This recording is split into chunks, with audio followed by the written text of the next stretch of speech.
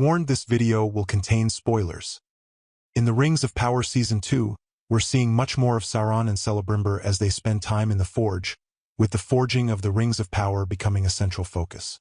Amid all of this, we get introduced to a character who hasn't been in the spotlight before: Mirdania. What makes Mirdania stand out is not only her skill as one of Celebrimbor's assistants, but also the fact that she catches Sauron's attention. In Season 2, Episode 5, something pretty significant happens. Mirdania tries on one of the rings and catches a glimpse of the unseen world, offering a powerful portrayal of Sauron, which is one of the most memorable moments in the show so far. Sauron even comments on Mirdania's resemblance to Lady Galadriel, which stirs up a lot of curiosity about where their relationship might be heading. Are we going to see a deeper connection between them? Whether or not their dynamic evolves, one thing is clear: Mirdania is shaping up to be a major character this season. And yet, it's important to note that she isn't pulled directly from Tolkien's books. That leaves some questions hanging in the air about where the show is heading with her. Now, for those of you wondering if Mirdania comes straight from the pages of Tolkien's writings, the answer is no. Mirdania is a character created for the Rings of Power. There isn't a direct mention of her in any of Tolkien's works, which is why her role in the show is somewhat limited. We might see her heavily involved in forging the 19 rings, but if the show stays loyal to Tolkien's core narrative, Mirdania won't be too pivotal in events without stepping away from the established lore.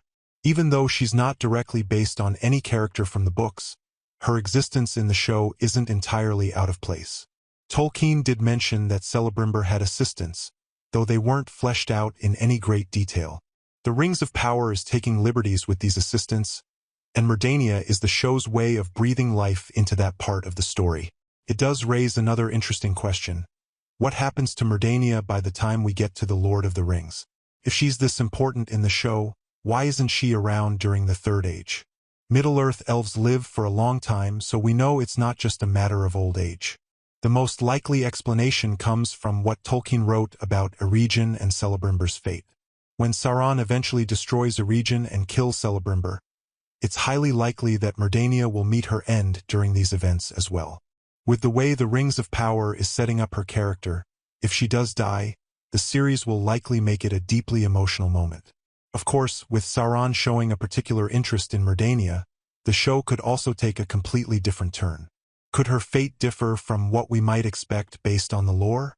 There's a lot of room for speculation here. The show is definitely building her up to be an important figure, but her absence during the events of The Lord of the Rings will have to be explained. Given everything we know, her death in some form seems inevitable, whether it happens in a way that mirrors Tolkien's writings or takes a completely new direction. What do you think about Mirdania's role in the Rings of Power? Do you believe the show should stick closely to Tolkien's lore?